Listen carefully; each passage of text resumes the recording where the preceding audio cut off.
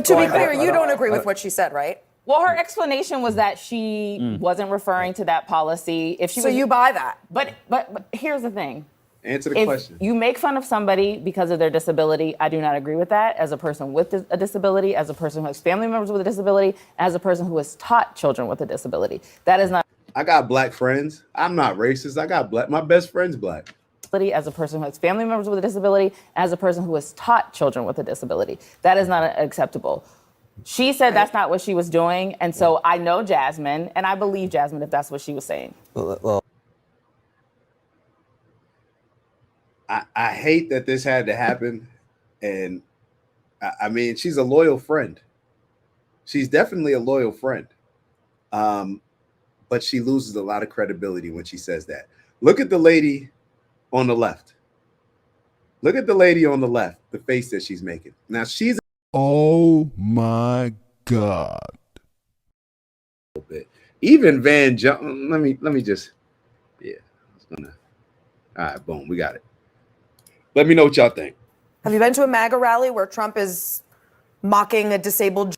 First of all, have you met MAGA? Have you been to a MAGA rally where Trump is mocking a disabled journalist or a POW or saying we should punch him out? I mean, it is rich. And let me tell you, I have been very, very out there on criticizing Trump for that disgusting, disgusting rhetoric that has coarsened the language around politics. It's gross. He's why we got here. And what she did was disgusting. And I am not going to accept her spin of this. It's disgusting and gross to mock someone who is disabled just because you don't like them. And if Democrats, this is your idea, this is what your party's going to do now, is do Trump, but gross, but worse, and then pretend it's not. I'm not here for this, and please do better. Please, this cannot be the answer for the future of the Democratic Party. I mean, I think actions speak louder than words. And in this instance... Before, we got to get a little breath before y'all are getting ready to hear what y'all are about to hear. I don't disagree with the lady, with what she said. I just think that, and I know we all do it. Both sides do it, right? As soon as we say something, we bring up something like, yo, what you think about Biden doing this? Oh, well, Trump did this. Trump. Well, yo, what you think about Trump? Well, look what Kamala was, look what Biden, or look what Barack did. We know that everybody does that. However, I'm not even going to say however. So I can understand why she's saying those things that she mentioned. The difference is, and I think this may or may not come up later if we check out the View response, as if we need to hear what the ladies on the View said. Even though I was impressed with actually Sunny Halston's response. I was impressed with it. I was impressed with it. I was gonna say she got a low bar to impress, but based on how she moved. But I was impressed. Let me just say that I was impressed. I think it was a very mature response. But Jasmine Crockett, and I wish I had her response that she put out after this. She took no ownership in this. She said that, oh, I was just talking about how fast he's moving illegal migrants out of the state. She forgot that she even made the joke before. She forgot, like, this is the type of person, like, if you got. The point that I wanted to make is that when Trump made fun of, or when he denies making fun of it, but we can look at the video if we want. I think I have it saved. But when Trump made fun of the journalist that's handicapped or has a disability, I don't know about y'all, but I know I didn't like that. I know I acknowledge that as something wrong that Trump did. So it's good when the other side can acknowledge it as well. It's good when we can. We're only going to, as the people, we're only going to succeed and put ourselves in a good position if we're able to call out the BS on both sides. So let's just keep going. Party. I mean, I think actions speak louder than words. And in this instance, I think. All right, watch this. Watch this. I'm just gonna give you a quick little example. I can't ignore it. Vons, you said facts. Trump stayed doing that disgusting talk. Can you give me one example in the last year where Trump did disgusting talk? Matter of fact, can you give me two, maybe three, since you said he stayed doing it? Just give me an example, and I'll hear you out on it, and I will acknowledge that it was disgusting. But since you said that he stayed doing it, I just would like an example, if you can think of one. All right, let's keep going. We have a president who When the plane crash happened in Washington, D.C., he blamed it on people with disabilities. When RFK says that autism is a threat to the American way of life, which is a disability, apparently. Did she just say that? I kind of heard this video before. She just said that RFK, she's criticizing RFK Jr. She's making it as if RFK Jr. is saying that autistic people are terrible. They're a threat to America. No, what RFK Jr. is saying that there's a reason why the number of people that got autism when he was younger, it was minimal compared to now. It's like whatever the number is right now. It's absurd. The difference in the amount of people that got autism 30 years ago, 20 years ago compared to now. And he's saying that this, whatever is causing this, is a threat. Like, yo, this is crazy, man. This is crazy. Talk about Trump, but leave RFK Jr. out of this. That was a silly argument. Is a threat to the American. When RFK says that autism is a threat to the American way of life, which is a disability. Apparently, the White House has ended ASL, American Sign Language interpreters, in briefings, which is making it inaccessible. Questioning and gutting Social Security, which a lot of disabled people. Ma'am, how do you feel about Jasmine Crockett saying Hot Wheels? Rely on Medicaid, Medicare, people rely on. And in his first campaign, mocking disability. Two wrongs don't make a right. But actions speak louder than words, and the policies of the Republican, including undermining special education, ID, the Individuals with Disability and Education Act, making sure that schools are not going to be accessible. Those are the actions of this administration. Those are the actions of the Republican Party. I would rather folks be demonizing those things than. But to be clear, you don't agree with what she said, right? Well, her explanation was that she wasn't referring to that policy. If she so you buy that. But here's the thing. Answer the question. You make fun of somebody because of their disability. I do not agree with that. As a person with a disability, as a person who has family members with a disability, as a person who has taught children with a disability. That is not. I got black friends. I'm not racist. I got black. My best friend's black. As a person who has family members with a disability, as a person who has taught children with a disability. That is not acceptable. She said that's not what she was doing. And so I know Jasmine, and I believe Jasmine if that's what she was saying. Well, I hate that this had to happen. And I mean, she's a loyal friend. She's definitely a loyal friend. But she loses a lot of credibility when she says that.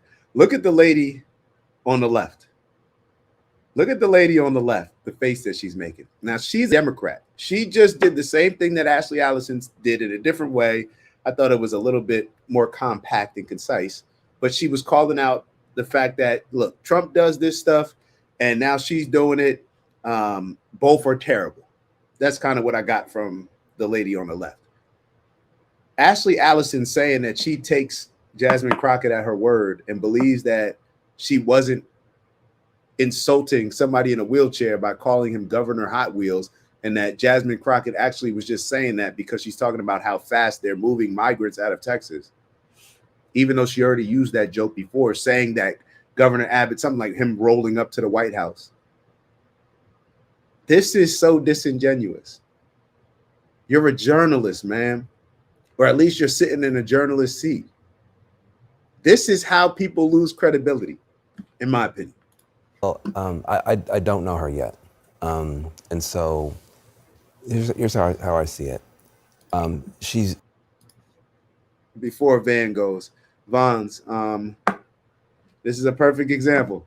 Vons, I asked you to give me 1, 2, 3 things that Trump said that was disgusting, because you said he stayed doing that. And your response is Trump cut mad-ish and he don't want to read his own policies. Ashley backing her sister up as I would. This is, oh my God.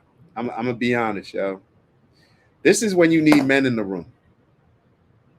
Nah, you can't just back your sister up, Vons. We are men, bro. Nah. You can't just back it. You can't, bro. This is the, oh my God. I'm just backing. Let me ask you this, Fonz. If everybody has your mindset of I'm just backing.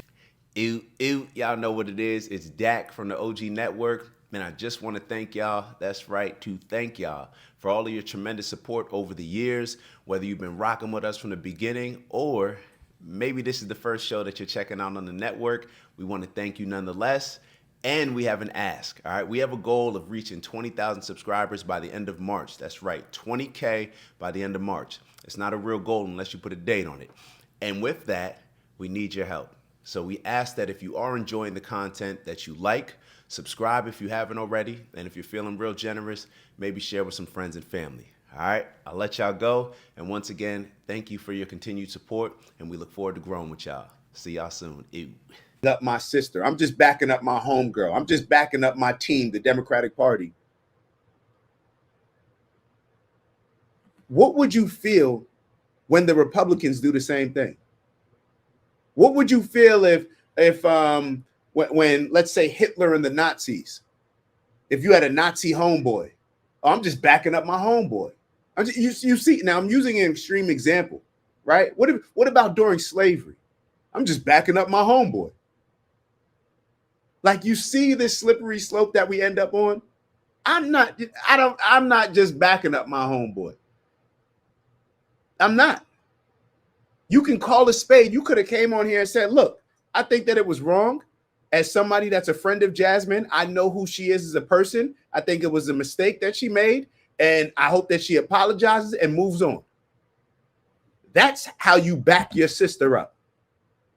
That's how you really back your sister up. That's what, she's a journalist, brother. This is not your homegirl giving you a call and saying like, yo, girl, my man's about to call you. Tell him that I was with you. This is not that, bro. This is crazy. They do it. But oh my God. We're in a bad place. Matter of fact, I'll tell you exactly where we would be. Maybe we'd be exactly where the Democratic Party is right now. Maybe we'd be exactly where the black households are right now, because everybody just backs it. You can't call it. This is exactly why Dr. Umar panders to black women. This is exactly why we missed the entire time that Dr. Umar, the same thing that he's doing as calling black men out for not being there, raising their kids, and the whole time he's being a deadbeat himself. This is why we ignore it, because he knew that you can just pander to women. You can just pander to a group of people. You can pander to Vons. No disrespect, Vons. That's my brother. Matter of fact, I'll do that for Vons, but not in this type of situation. I'll back Vons up, but not in this type of situation, being seriously. But when you pander to a certain group of people and they align with you emotionally, it's to the point where they can't even call you out when you violate something as egregious as this. Come on now. This is terrible, bro. That's not manly, bro. That's not manly, bro. That's stand on principles, bro. You should be able to say, like, I don't know. Van Jones. I want y'all, when y'all hear Van Jones respond, I want y'all to keep in mind what we were discussing on the last show. A lot of the moderate Democrats, those chickens are coming home to roost. And what do I mean by the chickens are coming home to roost? Y'all gaslit a lot of these black women. Y'all were the ones incentivizing, encouraging them, and a lot of y'all are still doing it when it comes to Jasmine Crockett, case in point. A lot of y'all are still doing it to the point where you want those black women to be your aggressive soldiers. And now those black women that y'all gaslit to be aggressive soldiers, now because they're getting the spotlight, they're getting a lot more power. Now the Chuck Schumers. Now it's hard to reel. Now it's hard to reel your most aggressive soldiers in. It's hard to reel them in. So now you get to a point where we're going to hear it in Van Jones's voice, where he's sitting here saying, like, I could tell what's going through his mind. The Democrats are in trouble.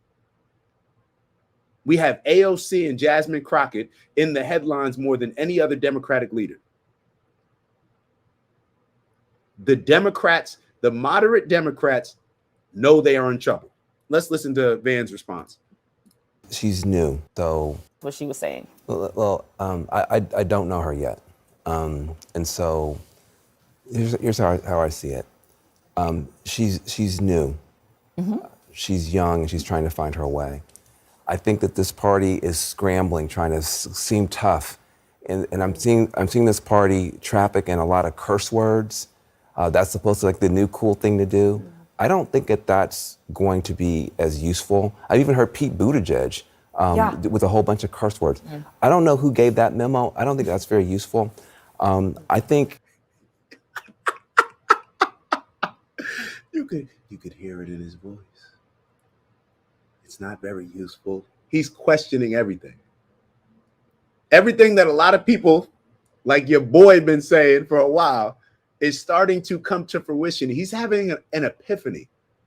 He's realizing that, the Democratic Party has gone in a direction that they can't get back. Like the moderates, the moderates are in trouble. Y'all are about to be driven insane. These are your leaders. You already didn't agree with their policies. I told y'all plenty of times, I sit down with Democrats and I go through the policies and I say like, yo, this is what the Republican stance is. Let's say I take the top 10 policies or top 10 issues. I say, which one do you align with more? They align with the Republican stuff more. They align with the conservative way of life more. I'm talking about the moderate Democrats, especially over 50 years old. They align more with the conservative values and ways of life.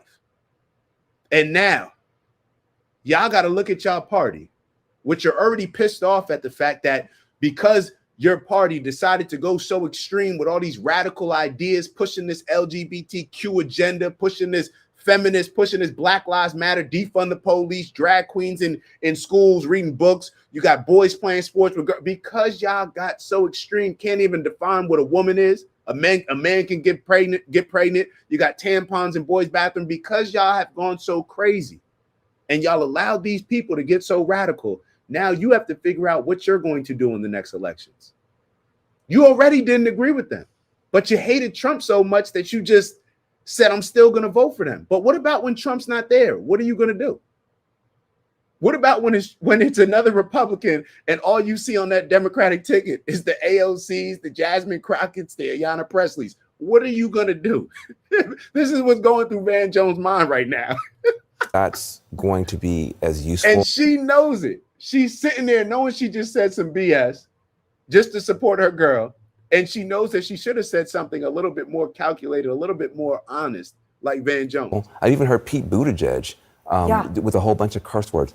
I don't know who gave that memo. I don't think that's very useful. I think you have to be very careful. It's Dak. Just want to thank you for checking out our video and visiting the OG Network. If you enjoyed the video, please make sure that you give us a like. And if you're looking to join a community of inspired individuals striving for purposeful abundance, subscribe. And if you're feeling real generous, share the video with some friends and family. All right, I'll see y'all soon. Ew.